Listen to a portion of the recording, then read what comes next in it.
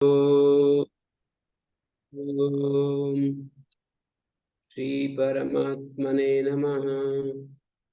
ओम श्री गुरुभ्यो नमः। ओम मातृशक्तये नमः। ओम असतो मा सद्गमय तमसो मा ज्योतिर्गमय मृत्योर्मामृतंगमय। ओम शांति शांति शांति।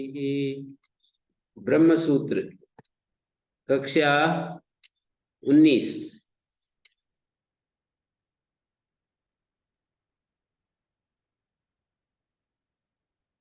तो हम ये सूत्र जन्माद्यस्यता अथा तो ब्रह्म जिज्ञासा। अब इसके बाद अतः इस हेतु से ब्रह्म जिज्ञासा ब्रह्म संबंधी ब्रह्म विषयक वेदांत वाक्यों पर विचार करना चाहते हैं। ब्रह्म विषयक जो जिज्ञासा है, भाष्यकार ने यहाँ जिज्ञासा का अर्थ विचार में लिया है। वेदांत वाक्यों पर विचार करना चाहते हैं। कोई लोग ऐसा भी लेते होंगे, मैं कल्पना कर रहा हूं, कि ब्रह्म को जानने की इच्छा करते हैं, ब्रह्म को जानने की इच्छा करते हैं। लेकिन यहाँ पर भाष्यकार ने इसलिए ये अर्थ नहीं लिया कि प्रत्येक अधिकरण में, जो 192 अधिकरण है, प्रत्येक अधिकरण में ब्रह्म को जानने की इच्छा नहीं की जा रही है, बल्कि उन अधिकरणों में ब्रह्म संबंधी जो विप्रतिपत्तियां हैं, जो संशय हैं, उन पर विचार किया जा रहा है। उस विचार के द्वारा कोई कहे कि उसको एक प्रकार से ब्रह्म को ही जानने की इच्छा है, मानी अंततः तो ब्रह्म को ही जानने की इच्छा है, पर ये विचार जो है हमको अंततः हमको उस इच्छा में परिवर्तित हो जाएगा, ब्रह्म की खोज में परिवर्तित हो जाएगा। ब्रह्म को जानने की इच्छा में इसकी विचार की परिसमाप्ति होगी, तो वो अलग बात है। पर साक्षात तो जो है ब्रह्म संबंधी जो विप्रतिपत्तियां हैं, उन विप्रतिपत्तियों को सामने रखकर विचार किया जा रहा है। जैसे पहला अधिकरण है ब्रह्म जिज्ञासा अधिकरण, और दूसरा है जन्माद्य अधिकरण, तीसरे अधिकरण का नाम है आज क्या बोलते हैं उसको, शास्त्र योनित्वाधिकरण, और चौथा अधिकरण है समन्वय अधिकरण, पांचवा अधिकरण है ईक्षत्य अधिकरण। इस तरह से मतलब एक एक अधिकरण चलेंगे।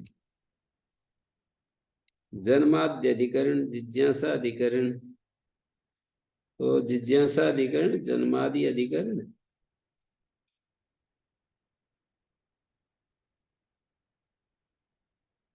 ओम गुरुजी। जी जी गुरुजी, यहाँ कल जो बात हो रही थी उसकी सर्वज्ञता, उसकी सर्वशक्तिमान मत्ता को लेके ही कह रहे थे कि वह ब्रह्म है। तो फिर यहाँ तो हम गुरुजी उनकी उसकी उपाधि को लेके मान के ही तो कर रहे हैं। मतलब ईश्वर ईश्वर और ब्रह्म पहले ही एक बार समझ लेनी चाहिए कि ईश्वर और ब्रह्म दो चीज नहीं है, अलग अलग चीज नहीं है। गुरुजी उनकी उपाधि को देख के तो थोड़ा अलग अलग, तो मतलब जैसे आप वेदों के विद्वान हैं, हम एक स्टूडेंट हैं। आप मतलब अब एक आप हजार हजार आदि हजार हॉर्स पावर की मोटर है, हम 10 हॉर्स पावर की मोटर। करंट तो हम दोनों में से सेम ही गुजर रहा है, लेकिन आपकी उपाधि एक एक तरह से है, हमारी मेरी उपाधि एक अलग तरह से है। और जब सर्वशक्तिमान सर्वज्ञ सर्वशक्तिमत्ता कह रहे हैं, तो वहां तो तभी तो ईश्वर आएगा नहीं। अब तो अगर यहाँ पर तो जब सृष्टि कर्तृत्व की बात है तो सर्वज्ञ सर्वशक्तिमत्ता को तो लेना ही पड़ेगा ना। हाँ, जैसे ही जन्मादि के साथ जोड़ करके देखेंगे तो जी सर्वज्ञता और सर्वशक्तिमत्ता जिसको आप हम लोग ईश्वर कहते हैं ना, वही लेना पड़ेगा। जब हम अपने स्वरूप में स्थिति की बात कहते हैं तब उपाधि रहित ब्रह्म ज्ञान मात्र लेने की बात कही जाएगी। जी, वही तो थोड़ा कंफ्यूजन हो जाता है गुरु जी। जब हम सर्वज्ञता सर्वशक्तिमत्ता जगत उत्पत्ति का करते हैं तब तो हम ईश्वर की ही बात उसकी उपाधि के साथ ही ईश्वर बात उस करते हैं। समय ईश्वर और ब्रह्म एक ही है।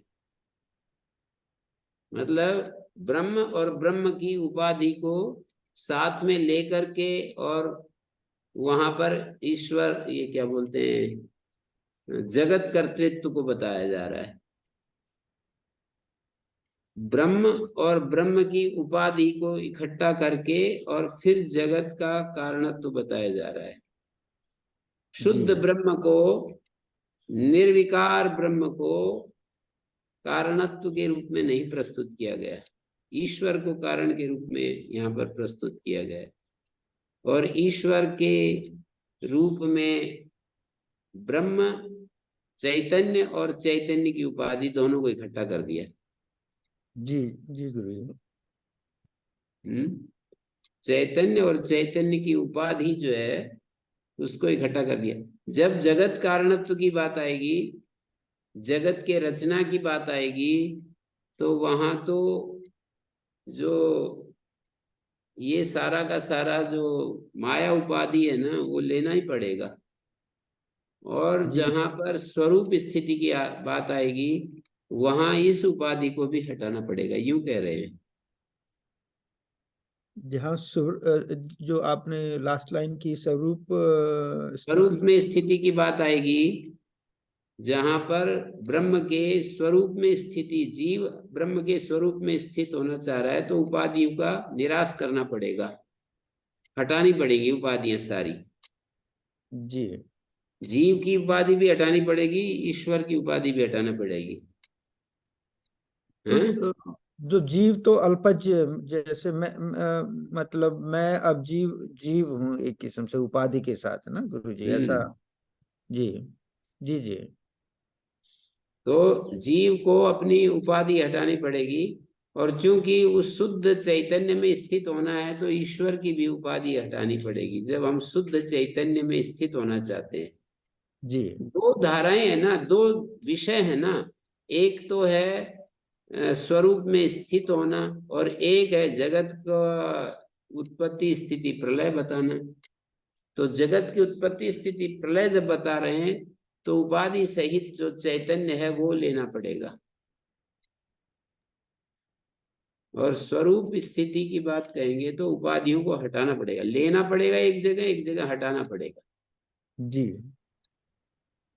उपाधियों का निराश करना पड़ेगा। जी गुरु जी। और एक और जी जी गुरु जी, ऐसा ही समझता हूँ मैं। और एक हम्म गुरु जी, एक हमें एक साधक को मतलब एक लेवल तक पहुंचने के लिए परमात्मा का, आई मीन ईश्वर का, तो ईश्वर अभी की मैं सहायता। बताता हूँ आपका प्रश्न, अगला प्रश्न का भी उत्तर मैं दे देता हूँ। और जहाँ भक्ति की बात आती है तो उपाधि सहित ईश्वर की भक्ति की बात करनी पड़ेगी। जी तीन स्थितियां हो गई ना। मानी जी स्वरूप में स्थिति की बात है तो उपाधियां हटानी पड़ेगी। तदा द्रष्टु स्वरूप अवस्थानम भी यही कह रहा है। भक्ति की बात आएगी तो कुछ चीजों से रहित देखना है उस परमात्मा को, क्लेश कर्म विपाक आशय से रहित देखना है। और उसको सर्वज्ञ और गुरु के रूप में उस ईश्वर को प्रेरणा देने वाला और सब कुछ हमारे बारे में सही सही जानने वाला उसको देखना पड़ेगा। जब भक्ति की बात आएगी तो सारी की सारी उपाधियां नहीं हटा रहे, सर्वज्ञता उपाधि को नहीं हटा रहे, गुरु उपाधि को नहीं हटा रहे। ईश्वर हमारा गुरु है, ईश्वर सर्वज्ञ है। हाँ, क्लेश कर्म विपाक आशय जो धर्म है, 4 धर्म है, उनको हटा के देख रहे हैं। और जो उसमें जो सर्वज्ञता है और उसमें जो गुरुत्व है, उन दोनों को देख रहे हैं। जब भक्ति की बात आएगी तो वहां पर ईश्वर जो सर्वज्ञ है, ईश्वर जो हमारा गुरु है, और ईश्वर जो 4 धर्मों से रहित है, क्लेश कर्म विपाक और आशय से रहित है, ऐसे उस ईश्वर की भक्ति करनी पड़ेगी। ईश्वर प्रणिधानाद्वा ईश्वर प्रणिधानाद्वा क्लेश कर्म विपाक आशय परामृष्टा पुरुष विशेषो ईश्वर तत्र निरतिशयन सर्वज्ञ बीजम शेष पूर्वेशाम गुरु काले नच्छेदा तस्वाच का प्रणव तज्जपस्तदर भावनम। ये सारी प्रक्रिया अपनानी पड़ेगी। जब भक्ति की बात, कोई भक्ति करना चाहता है तो इस तरह से भक्ति होगी। जी गुरु जी। तो गुरु जी, जब हम अपनी स्टेटमेंट करते वही वही ब्रह्म तो मैं हूँ, ये तो तो सारी उस उपाधियों को हटा करके और शुद्ध चैतन्य की बात करनी पड़ेगी। उससे हमें क्या फायदा होता है गुरु जी? ऐसा मतलब जब मेरे को ऐसा लगता है इस स्टेटमेंट के करने से हमारा जो, फिर हम अपने आप को मतलब ईश्वर, जो ईश्वर में नहीं, औरों मैं में तो इतनी बहुत गंभीरता से बोल रहा हूँ और बहुत स्पष्टता से बोल रहा हूँ।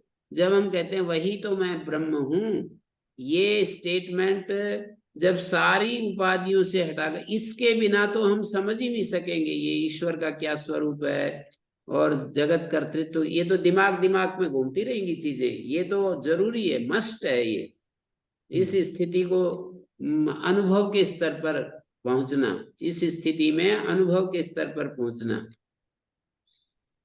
वो स्वामी दयानंद ये भाषा नहीं बोलेंगे, वो यूं बोलेंगे क्योंकि वो जीव को हमेशा ब्रह्म ईश्वर से अलग ही देखते हैं और कभी भी ईश्वर की उपाधियों से रहित ईश्वर को नहीं देखते हैं, और कभी भी जीव को जीव की उपाधियों से रहित नहीं देखते हैं, कभी भी।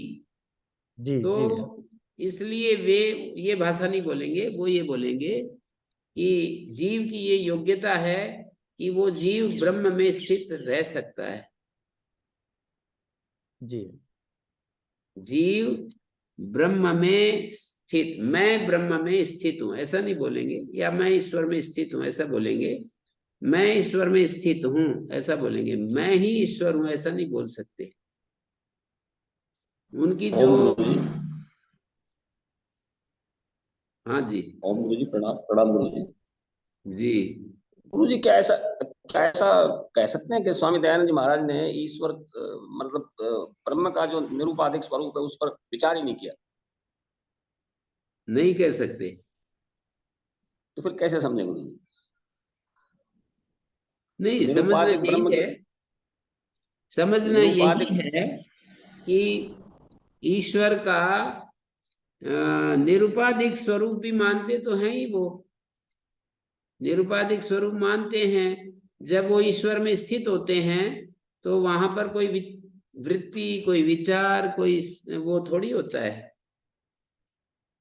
वहां कोई वृत्ति हो, कोई विचार हो, कोई सर्वज्ञता सर्वशक्तिमत्ता जैसी कोई बात हो, ऐसी कोई होती नहीं है ना।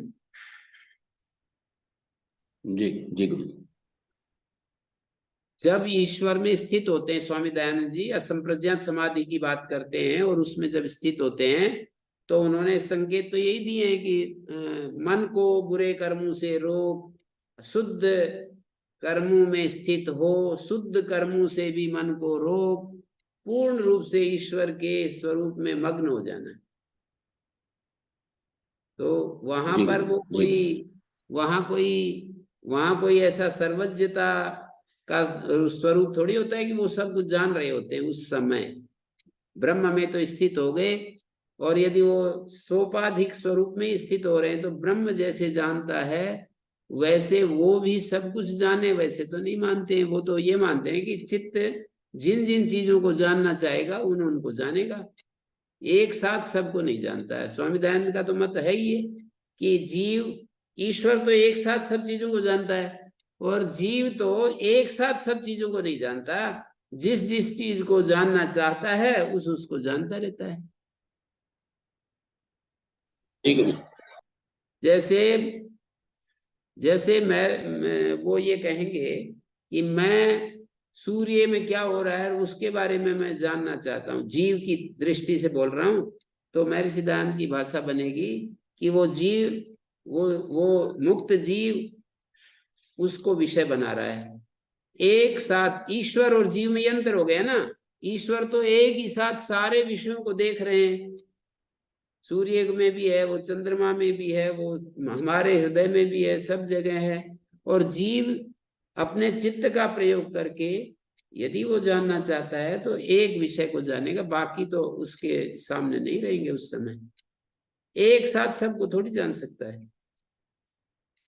ठीक है। तो महर्षि दयानंद जब असंप्रज्ञात समाधि में होते हैं तो सभी धर्मों से रहित केवल शुद्ध चैतन्य मात्र में ही तो होते हैं, सत्यचित आनंद में होते हैं। वहां पर वो नहीं होते ना कि वो कुछ सृष्टि करता।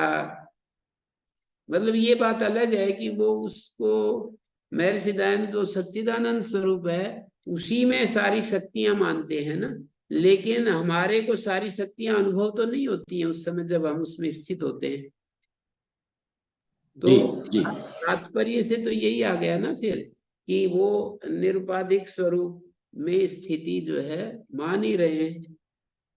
सोपाधिक स्वरूप का मतलब है कि सारी शक्तियों के सहित, और निरुपाधिक का मतलब उन शक्तियों से रहित शुद्ध चैतन्य सच्चित आनंद स्वरूप। तो सच्चित आनंद स्वरूप में तो मेरे सिद्धांत मानते हैं कि हम असंप्रज्ञात समाधि में सच्चिद आनंद स्वरूप में स्थित होते हैं, और आंशिक रूप में एक एक ब्रह्म की शक्तियों को हम आत्मसात कर सकते हैं, ऐसा मानेंगे। एक साथ सारी शक्तियों को तो नहीं कर पाएंगे। ठीक गुरु, धन्यवाद।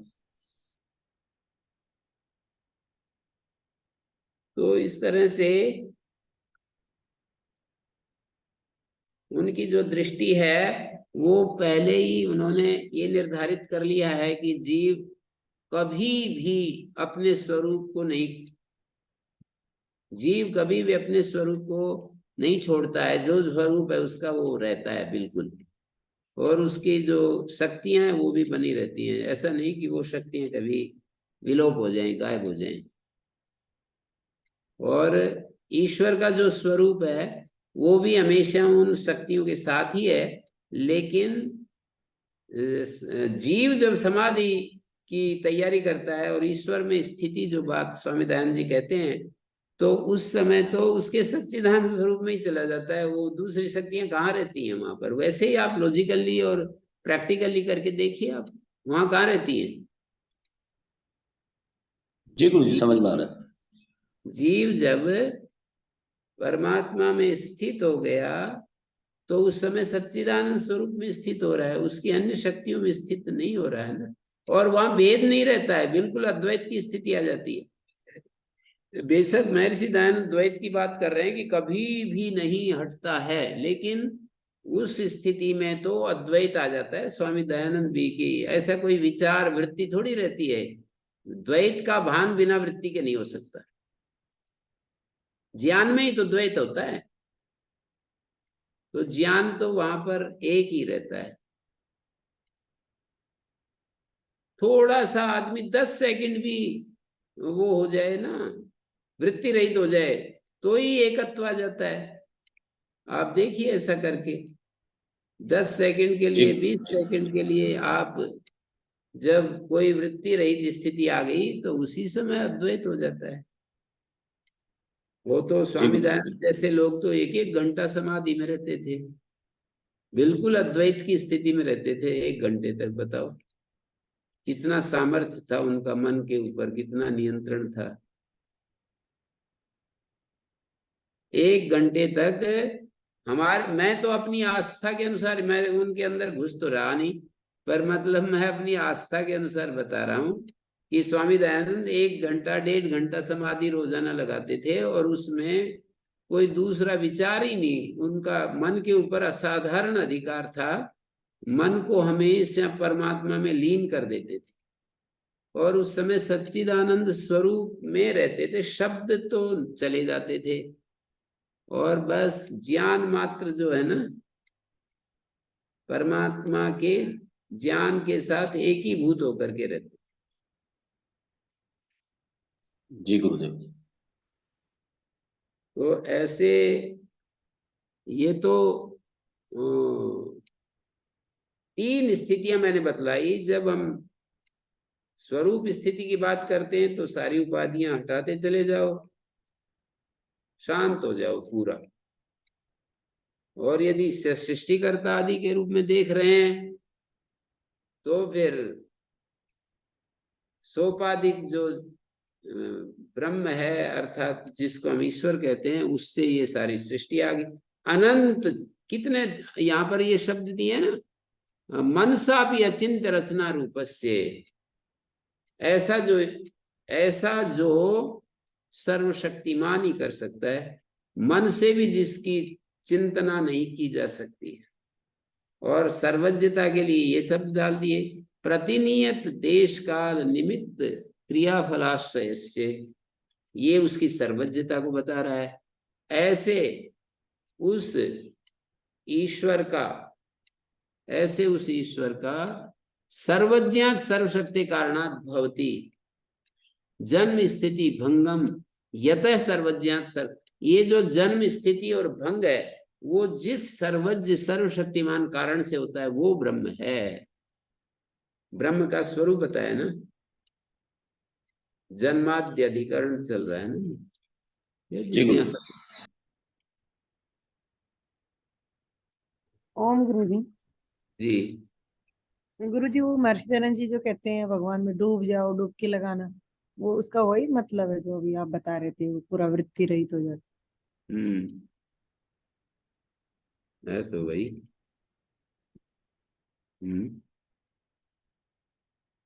जी गुरु जी। और तीसरी स्थिति मैंने 2 और तीसरी स्थिति मतलब ये है कि किसी को, वो तो पहली स्थिति थी ज्ञान वाली, मतलब वृत्ति रहित हो गए और हम अपने सच्चिदानंद स्वरूप में चले गए। ठीक है, सच्चित आनंद स्वरूप में चले गए। महर्षि दयानंद कहेंगे कि जीव उसमें डूब गया, एकीभूत हो गया, तादात्म्य को प्राप्त हो गया, ईश्वर के साथ अभिन्न हो गया। जीव की योग्यता ऐसी उनकी दृष्टि से व्याख्या कर रहा हूं। जीव की ऐसी योग्यता है कि वो ईश्वर के साथ अभिन्न हो सकता है, एकीभूत हो सकता है, तादात्म्य को प्राप्त हो सकता है। ये जीव की योग्यता है।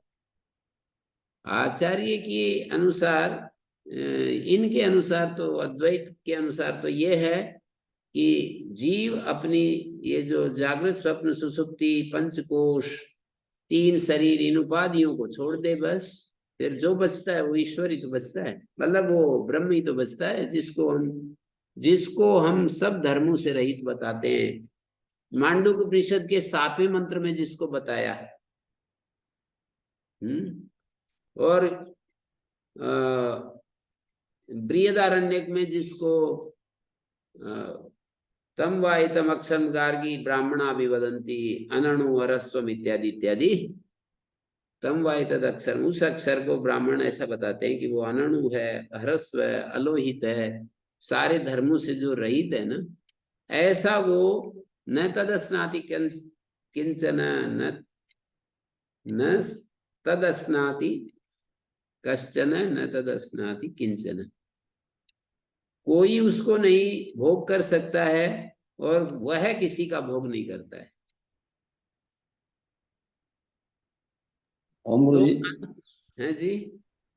गुरु जी, मांडुक्य के 6ठे वचन में तो उसको ईश्वर स्वरूप दिखाया गया है और 7वें में उसको निरुपाधिक, तो ये दोनों क्या एक ही पदार्थ है? जी एक ही पदार्थ बता रहा हूं मैं तो। ईश्वर और ब्रह्म एक ही पदार्थ हैं, लेकिन बात इतनी है कि सृष्टिकर्ता की बात कहेंगे तो ये छठा है ना, छठा मंत्र, ये लागू होगा। जी गुरु जी। और अपने स्वरूप स्थिति की बात कहेंगे तो सातवां मंत्र लागू होगा। जी और गुरु जी। भक्ति की यहाँ बात है नहीं। तीसरी बात भक्ति की है जो गीता में भरी पड़ी है जी कि मेरे जो भक्त्या तो अनन्या लभ्य, अनन्य भक्ति से वो प्राप्त होता है। माम च यो व्यभिचारेण भक्ति योगेन सेवते स गुणान समतीत्येतान ब्रह्म भूयाय कल्पते। ब्रह्म भक्ति की बात जो है गीता में दे दी है बहुत ज्यादा। तो सारे शास्त्रों का वो तो एक दूसरे के पूरक है ना। स्वामी दयानंद भी ऐसा ही चाहते हैं, मानते हैं, ऐसा ही समझाते हैं कि सारे शास्त्र एक दूसरे के पूरक है, विरोधी नहीं है। तो भक्ति की बात दूसरी जगह दे लो, ईश्वर प्रणिधानाद्वा से ले लो। नैयायिकों का, तार्किकों का ईश्वर जो है वो भी भक्ति के लायक बताते हैं। और ये जो है योग शास्त्र में जो भक्ति है ईश्वर प्रणिधानाद्वा, और गीता तो भरी पड़ी है। उपनिषद में सांडिल्य विद्या ले लो, भक्ति की बात चाहिए तो। जी और गुरु। बहुत सारे जो उसके वैश्वानर की उपासना करते हैं, कि इसकी उपासना करते हैं, वो सब भक्ति ही तो है। जी गुरु जी, गायत्री विद्या देवी। हाँ, गायत्री विद्या में भी भक्ति ही है। तो भक्ति की बात यदि देनी है तो इन अलग अलग प्रसंगों में जो हमें मिलता है निर्देश, वो भक्ति समझ लो। ज्ञान का मतलब सारी उपाधियों से रहित होना। भक्ति का मतलब किसी सोपाधिक वस्तु की भक्ति करना। ऐसे कहा है कि सगुणम चेत, सगुणम चेत सगुण चेतु। सगुण निर्गुणम को चेत। सगुण को जानना है और निर्गुण होना है, ऐसा कुछ है अर्थ उसका। हाँ, कठोपनिषद में एक जगह है ना। बृहदारण्यक की व्याख्या में भी है जी भाई। हाँ, प्राप्तव्यम और ज्ञातव्यम ऐसे है। जी गुरु। सगुण को प्राप्त किया जाना है और निर्गुण को जानना है। हाँ, निर्गुण तो प्राप्त क्या होगा, वो तो फिर वो देना पहली पुस्तक पर जो रखी है। उपासना की दृष्टि से गुरु जी प्रापणीय कहा होगा ना। हैं? उपासना की दृष्टि से प्रापणीय कहा है। हाँ और जी, वैसा होने की दृष्टि। जी गुरु। मतलब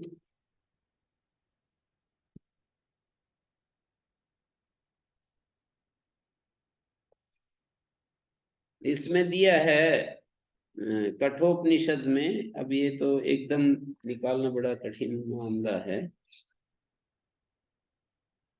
कठोपनिषद में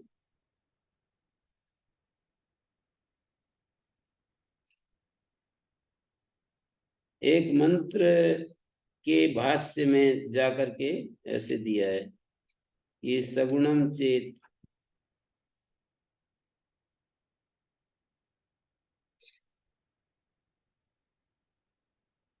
गूढ़ो आत्मान प्रकाशते।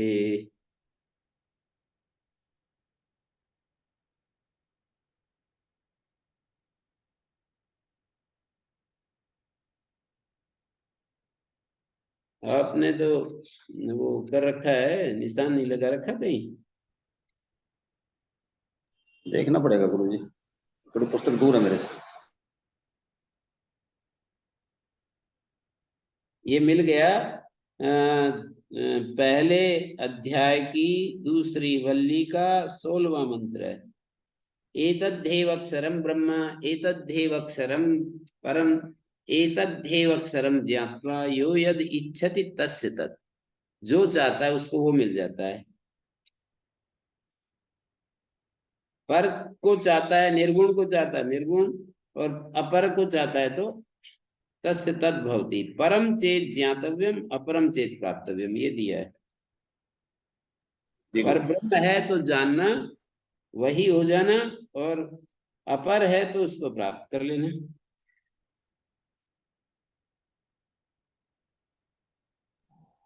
जी गुरु जी, मिल गया।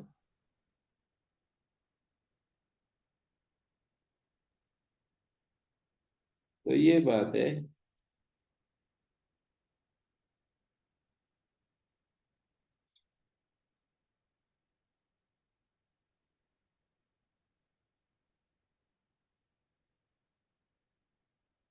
सारा शास्त्रों का सार इसमें आ गया कि यदि शास्त्र में कहीं पर भी देखना है सृष्टिकर्ता आदि का प्रसंग है, तब तो मांडुक्य उपनिषद के छठा मंत्र ले लो या फिर ये ले लो, जन्माद्यस्यतः सूत्र यतो वा इमानि भूतानि जायन्ते न जातानि जीवन्ति यत् प्रयन्ते अभिसंविशन्ति, ये सारा जो संदेश है, ये सारे के सारे सोपाधिक ब्रह्म के ही हैं। उसका अनंत ज्ञान बल पराक्रम, जो महर्षि दयानंद ईश्वर की जो महिमा गाते हैं ना, वो सारी की सारी ईश्वर सृष्टिकर्ता में लागू होती है। उत्पत्ति स्थिति प्रलय आदि जीवों का कर्म फल दाता, ये सारे के सारे निर्गुण के काम थोड़ी है। ये तो सगुण ब्रह्म है, निर्गुण ही सगुण है जब वो अनंत ज्ञान बल शक्ति से युक्त है। जो निर्गुण है वही अनंत ज्ञान बल शक्ति से युक्त होता है। होता है क्या मतलब है, होता है का मतलब एक समय नहीं होता ऐसी बात नहीं, वो तो हमेशा ही जी होता गुरु है। पर जैसे मैं हमेशा ही व्याकरण से युक्त हूं, लेकिन मैं हमेशा व्याकरण का उपयोग थोड़ी कर रहा हूं। जी गुरु जी, समझ आ मैं गया। व्याकरण का, यही कन यही कंफ्यूजन मुख्य था गुरु जी के, होता है में ऐसा लगता है कि कभी होता है कभी नहीं होता। आज आपने स्पष्ट कर दिया गुरु जी, बहुत बहुत धन्यवाद। जैसे मैं व्याकरण को जानता हूं तो इसका मतलब ये थोड़ा है कि मैं कभी नहीं जानता हूं। आप दो दो का पहाड़ा 10 तक पहाड़ा आप जानते हैं, तो इसका अर्थ थोड़ी है कि आप नहीं जानते हैं, जी गुरु जी। हमेशा जानते ही हैं। अभी मेरे ज्ञान में बहुत थोड़ी चीज रहती है, पर मैं तो बहुत सारी चीजों के नाम जानता हूँ, बहुत सारी चीजों पदार्थों के गुण कर्म धर्म सब जानता हूँ। कैसे खेती होती है, कैसे गांव की रक्षा होती है, कैसे गोपालन होता है, कैसे मकान बनाए जाते हैं, पर उस एक एक समय ये सारी चीजें थोड़ी मैं उनका उपयोग ले रहा हूँ। तो मान लीजिए एक ऐसा भी समय होता है कि सब कुछ जानते हुए भी मैं किसी पदार्थ या किसी वस्तु व्यक्ति इन सब को अपने ज्ञान में नहीं ला रहा हूं, तो क्या होगा, मैं निर्गुण स्वरूप में स्थित कहलाऊंगा। सब कुछ जानते हुए भी जी यदि मैं उन सब से शांत विमुख हूं थोड़ी देर के लिए, तो इसका मतलब यह है कि मेरा जो एक निर्गुण रूप है ना, उसमें मैं पहुंच गया। मैं ही वो और जो निर्गुण रूप है वही मैं सगुण रूप वाला भी हूं, पर सगुण अर्थात गुरु रूप। जी, अर्थात गुरु जी सगुण रूप के साथ निर्गुण तो रहता ही है, हम्म। सदा ही रहता है, ऐसा मान के चलें सगुण सगुण रूप के के साथ निर्गुण साथ तो रहता ही निर्गुण है। हमेशा रहता है, ऐसा नहीं कि सगुण रूप होता है तो निर्गुण के बिना वो सगुण होता है, ऐसा तो कभी होता नहीं है। निर्गुण जी सगुण के बिना हो सकता है, पर सगुण तो जी निर्गुण के साथ ही होता है।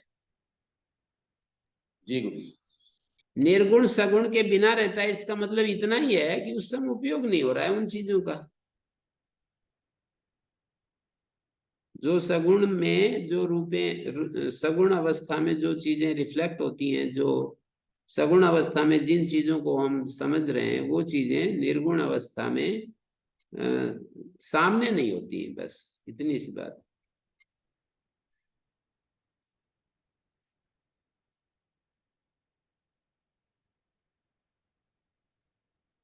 तो ये भक्ति की भी बात जुड़ गई है इसमें।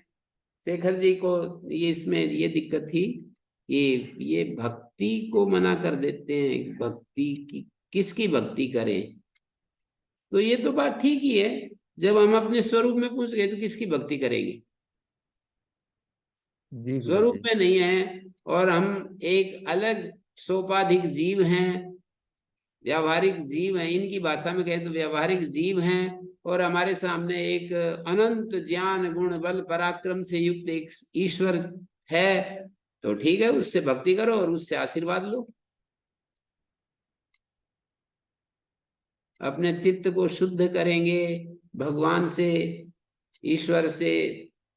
इसमें भी मुझे और भी कुछ बात पकड़ में आई कि महर्षि दयानंद से अरविंद जैसे लोग हैं ना, वो भक्ति को प्रमुखता दे रहे हैं, ज्ञान होने के बाद भी निरंतर उस परमात्मा के की उपासना में तत्पर है, ज्ञान होने के बाद। रमण महर्षि श्री शंकराचार्य जी जैसे लोग हैं, वो उस अंतिम स्थिति को वो प्राप्तव्य मानते हैं कि बस अंतिम जो शांत स्थिति है ना, वही प्राप्तव्य है। ये एक महान पुरुषों के जीवन का जो आधार है, जो उनकी जो शैली है, उसमें अंतर है। रमण महर्षि और ये जो शंकराचार्य जी जैसे लोग हैं ना, वो ज्ञान को प्रमुखता दे रहे हैं। ज्ञान का मतलब ये होता है सब चीजों का रेचन कर देना, हटा देना, और शुद्ध चेतना बच जाना। और भक्ति का अर्थ होता है कि उस अपने आप को भगवान के स्वरूप, भगवान का जो सच्चिदानंद स्वरूप के साथ जो अनंत गुण कर्म स्वभाव वाला जो रूप है ना, उसके साथ अपने आप को अभिन्न करना। और महर्षि दयानंद तो कम से कम इस वाले हैं ही, इस स्वरूप वाले हैं कि निरंतर भक्ति करते रहे। इसीलिए वो जब उनको सब ज्ञान हो गया, ये चीजें ऐसी, ये रोजाना फिर भी 1-1.5 घंटा वो परमात्मा का ध्यान में लगाते हैं। तो वो जो स्थिति है भक्ति की, उसमें तो देखो सीधी सी बात है कि इसीलिए ना आगे एक सूत्र में बताएंगे कि भाई वेद जो होते हैं क्रिया के लिए होते हैं, सारे वेद क्रिया के लिए होते हैं। लेकिन क्रिया के लिए तो वही वेद हो सकते हैं जिनमें लोट लकार, लेट लकार, लिंग लकार और विधिलिंग और तव्यत आदि प्रत्यय होते हैं ना, कृत्य प्रत्यय। तो उनका प्रयोग जहाँ होता है वहीं पर क्रिया का उपदेश हो सकता है। जो स्वरूप बोधक वाक्य हैं वहां पर क्या क्रिया, तो ये दो धाराएं हो जाती है। ये आचार्य शंकर कहते हैं कि उसमें कुछ नहीं करना। स्वामी दयानंद जी वहां पर भी मानस क्रिया की बात कह देते हैं, उस तम उपासना, ऐसे ईश्वर की उपासना करो। अब ये बात अलग है कि वो किन को कह रहे हैं, जो अभी अज्ञान में हैं, उनको ये दिशा दे रहे हैं कि भाई ऐसा ऐसा ईश्वर है, उसकी उपासना करो। उपासना के बाद जो परिणामतः है, जो निष्कर्ष निकलेगा, वो ये होगा कि हमारी स्थिति सच्चिदानंद स्वरूप में हो जाएगी। जैसे स्वामी दयानंद की स्थिति सच्चिदानंद स्वरूप में हो गई, कामनाओं से मुक्त हो गए, इच्छाओं से मुक्त हो गए, तो ऐसी स्थिति आ जाएगी। मानी हम परमात्मा के स्वरूप को अध्ययन करते गए, फिर उसमें तो प्रथमांत पद हैं, क्रिया भी लट लकार की है, लुंग लंगलिट की है, ये जो 4 मैंने बताए वैसी क्रिया है नहीं। तो क्या करें फिर? तो महर्षि दयानंद की भाषा में अध्यार करके तम उपास्व ऐसा कह देंगे, उसकी उपासना करो। उपासना भी एक मानस क्रिया है, तम उपास्व ऐसा कहेंगे।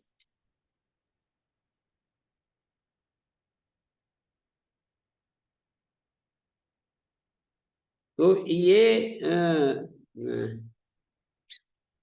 यहाँ पर गीता आदि शास्त्रों में और भक्ति की जो बात है ये पक्का है।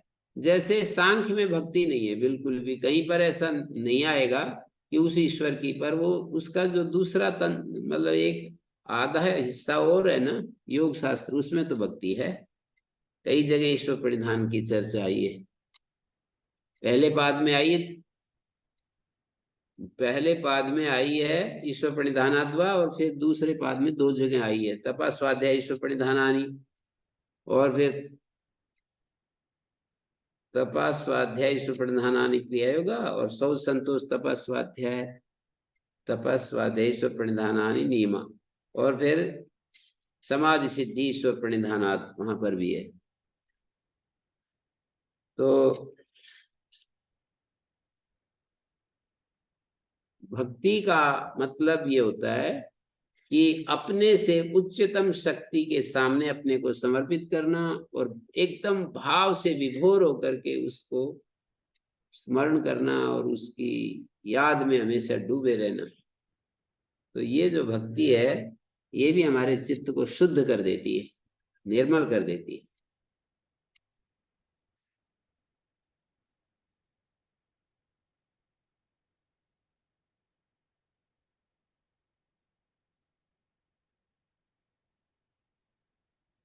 तो ये जिज्ञासा अधिकरण और जन्माद्य अधिकरण, जिज्ञासा अधिकरण में आत्मा को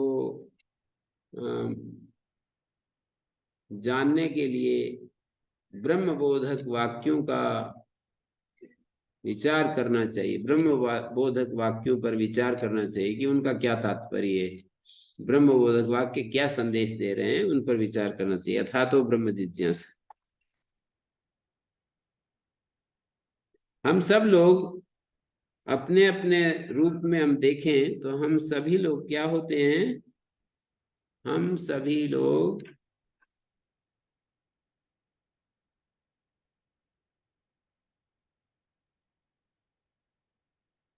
जीव के रूप में, व्यावहारिक जीव के रूप में अध्यास युक्त अवस्था में है।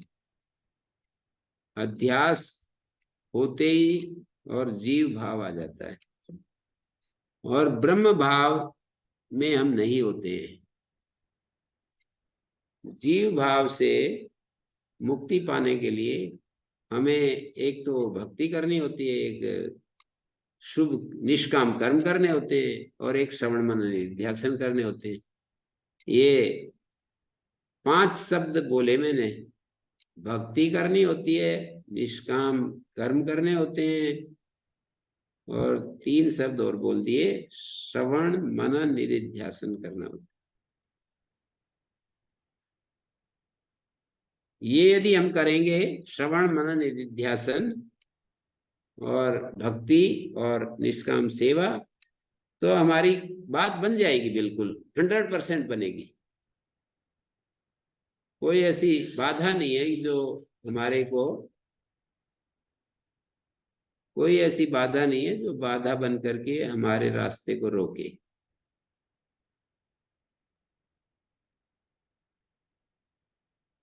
तो ये मैंने ये सब चर्चा की, और ये सूत्र जो है ना, यहाँ पर यास्क ने भी 6 भाव विकार दिए हैं। तो जन्मादि उसी को संग्राहक है ऐसा कोई कहे तो नहीं, उसका संग्राहक नहीं है। जो ब्रह्म से जो उत्पत्ति है वहीं पर स्थिति है और वहीं पर प्रलय है। ब्रह्म से जो उत्पत्ति है, यहाँ एक शब्द डाला है इसी जन्माद्यस्यता न यथोक्त विशेषण से जगतो यथोक्त विशेषणम ईश्वरम मुक्त्वा अन्यथा प्रधानाद अचेतनाद अणुभ्यो अभावात् संसारिण उत्पत्त्यादि संभावयितुं शक्यम।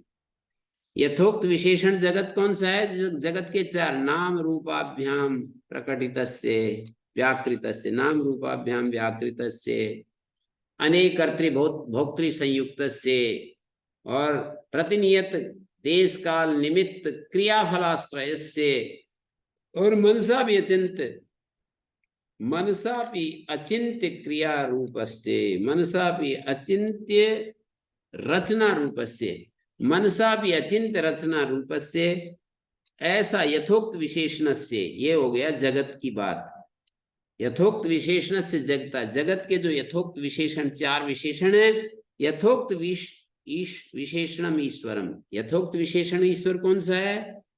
सर्वज्ञात सर्वशक्ति ही कारणात्, ये जो 3 शब्द बोले हैं, सर्वज्ञात सर्वशक्ति कारणात्, ऐसे इस ईश्वर को छोड़कर अन्य प्रधान से, जो अचेतन प्रधान है, सांख्यों के हिसाब से जो प्रधान से सृष्टि होती है, अणुभ्यो या परमाणु से होती है, या अभाव शून्य से होती है, या संसारिणो वा, या किसी हिरण्यगर्भ नामक सर्वोच्च जीव के माध्यम से सृष्टि होती है।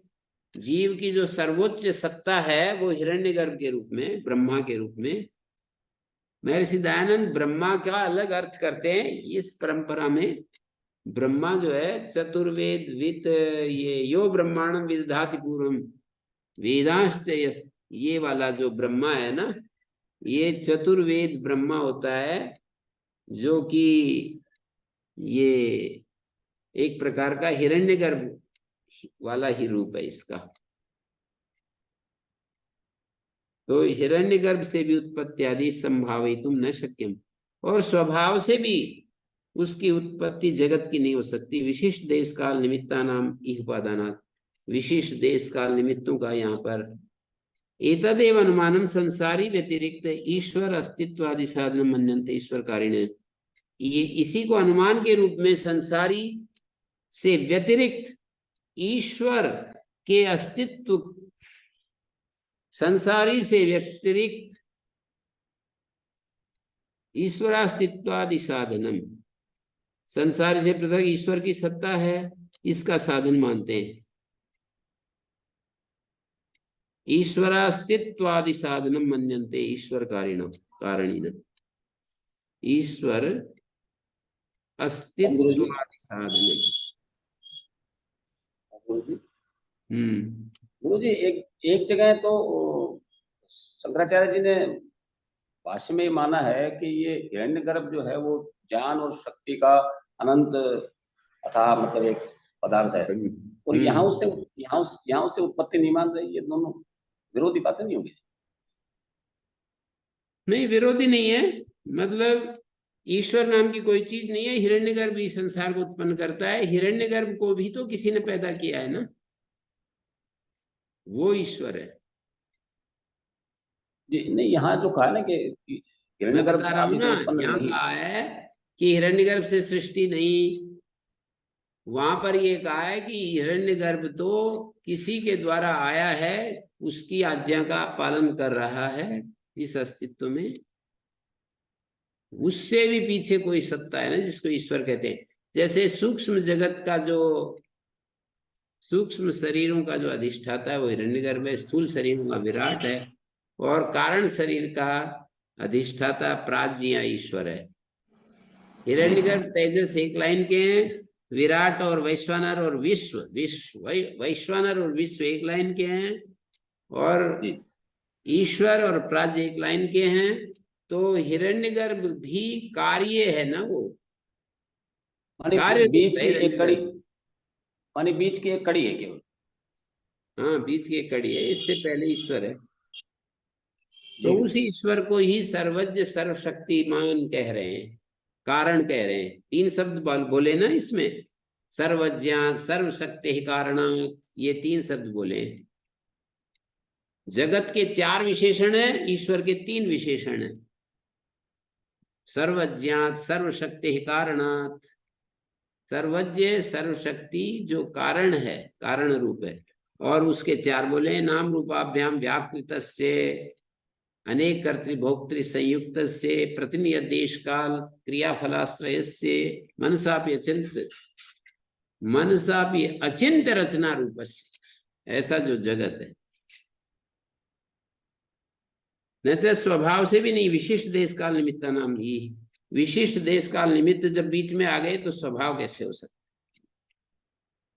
ये अनुमान कर रहे हैं संसारी से व्यतिरिक्त ईश्वर के अस्तित्व आदि का साधन के रूप में।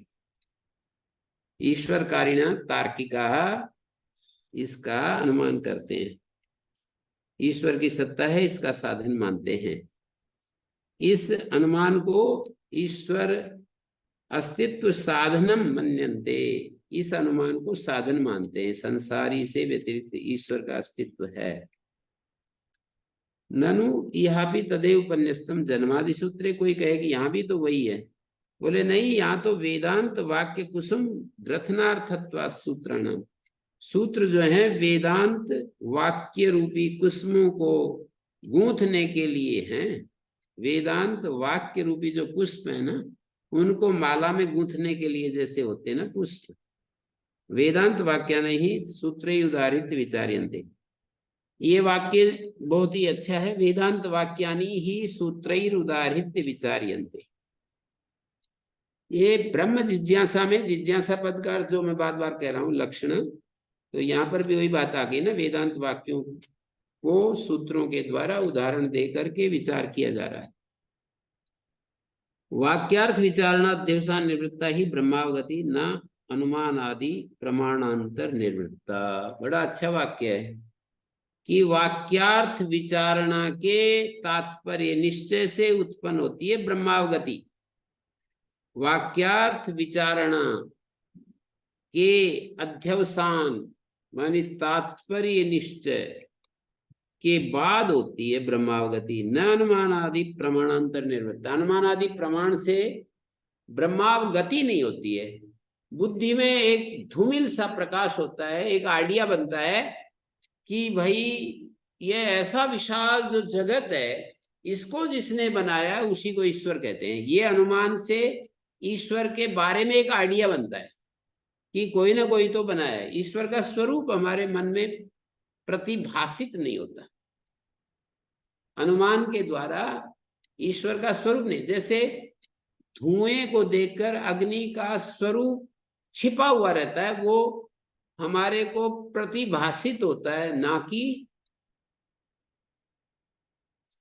अग्नि दिखाई देती है। अग्नि थोड़ी दिखाई देती है।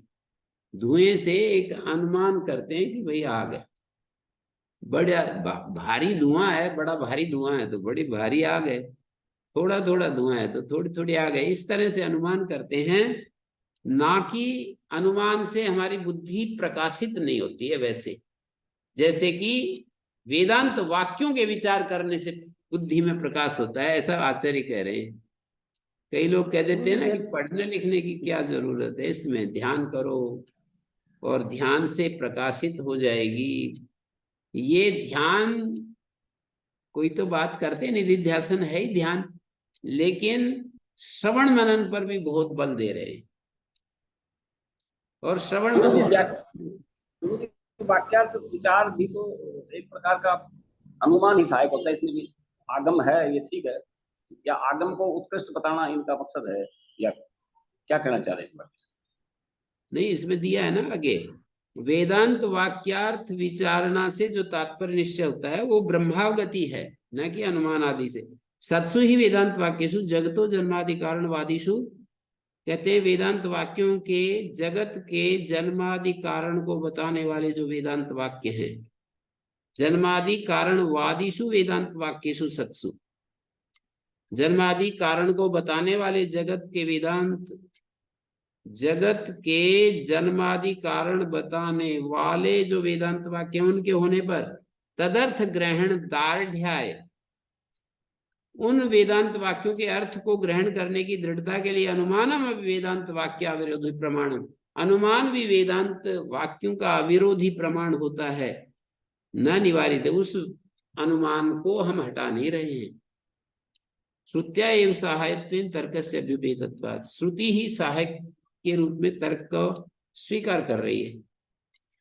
श्रुति जो है यस तर्केण अनुसंधत्ते स धर्मम वेद नेतरा, और तर्क को मानती है। माने आगम को सर्वश्रेष्ठ प्रमाण बता रहे हैं। जी, आगम से ही कह रहे हैं कि परमात्मा का स्वरूप प्रकाशित होता है अनुमान और प्रत्यक्ष से नहीं। माने इंद्रिय जन्य जो प्रत्यक्ष है उसको प्रत्यक्ष कह रहे हैं। एक और शब्द आ जाता है योगज प्रत्यक्ष, वो तो फिर निधिध्यासन में चला ही जाता है। जी योगज प्रत्यक्ष तो निधिध्यासन में चला जाता है, उसको मना थोड़ी कर रहे हैं निधिध्यासन को।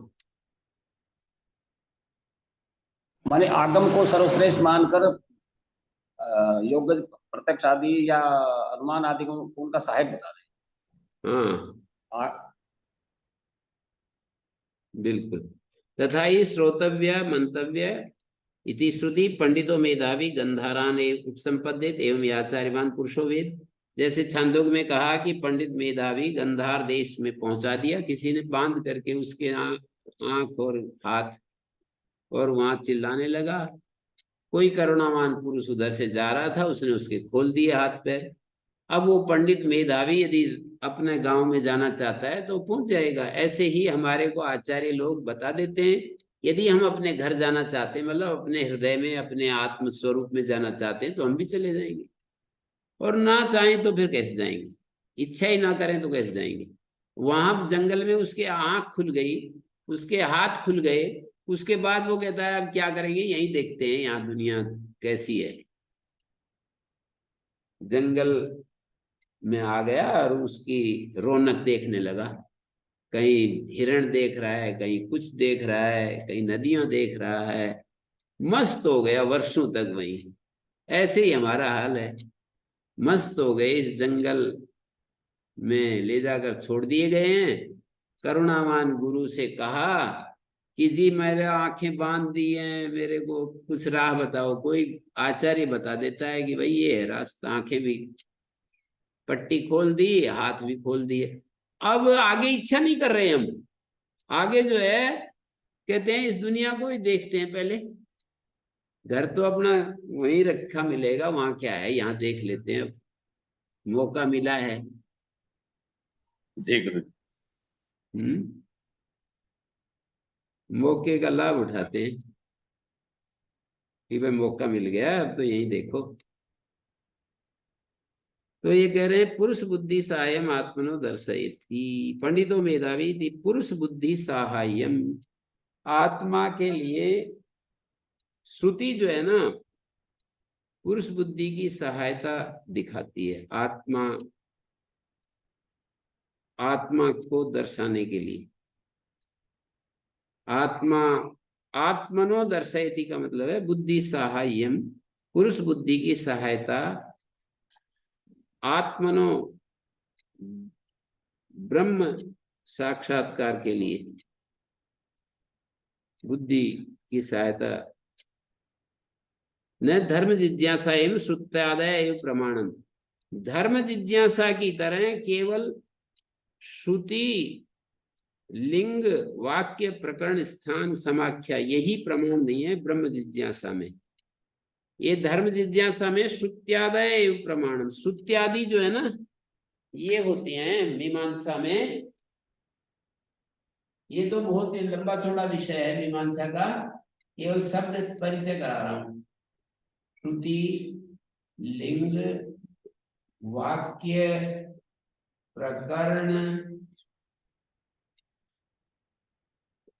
स्थान समाख्या,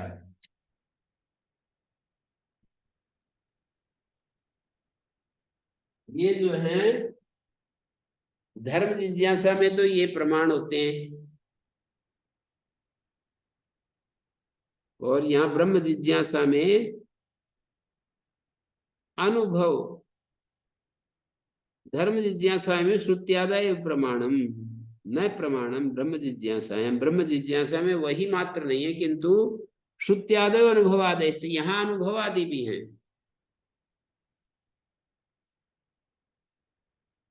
श्रुत्यादय अनुभवादय से।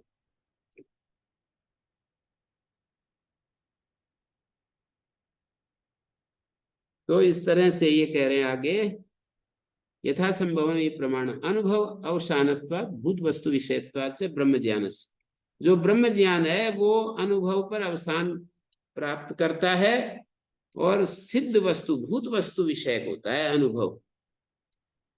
कर्तव्य ही विषय नानुभवापेक्षा अस्ति। कर्तव्य विषय में जो ब्रह्म धर्म जिज्ञासा का जो शास्त्र है ना, वहां कर्तव्य के बारे में बताता है, न अनुभव अपेक्षा। वहां अनुभव की अपेक्षा नहीं होती है। स्वर्ग कामो यजेत, वहां स्वर्ग मेरे को अनुभव में आना चाहिए ये नहीं, वो तो मरने के बाद आएगा। वो उससे पहले पता ही कैसे चलेगा, कितना ही जोर लगा लो।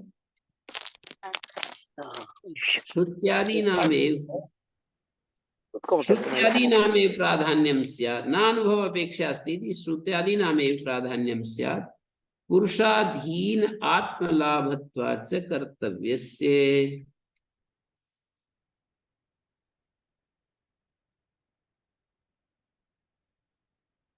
तो इसको हम कल फिर और देख लेते हैं, अभी तो समय पूरा कर देते हैं। एक बार तो हमने देखा है, दोबारा इसको और स्पष्ट कर रहे हैं। ओम शांति शांति शांति।